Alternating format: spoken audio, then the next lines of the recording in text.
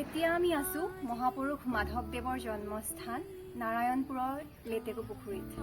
১৬০০ শতিকাত অসমত নৱবৈষ্ণৱ ধৰ্মৰ গতিধাৰা অব্যাহত ৰখাৰ ক্ষেত্ৰত মহাপুৰুষ শ্ৰীমন্ত শংকৰদেৱৰ পিছতেই অন্যতম ভূমিকা পালন কৰিছিল বৰহাৰ পু অৰ্থাৎ শ্ৰী শ্ৰী মাধৱদেৱে।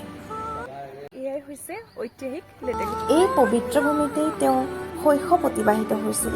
সেয়েহে লেটেকু পুখুৰী কেৱল এখন জন্মস্থান নহয়, ই অসমৰ বৈষ্ণৱ ঐতিহ্য, সাহিত্য আৰু আধ্যাত্মিক ইতিহাসৰ এক মূল্যৱান স্মৃতিক্ষেত্ৰ। শ্ৰীমন্ত শংকৰদেৱৰ অন্যতম প্ৰধান শিষ্য মাধৱদেৱে নামঘৰ সংস্কৃতি, বৰগীত আৰু বৈষ্ণৱ সাহিত্যৰ বিকাশত অসামান্য অৱদান আগবঢ়াইছিল।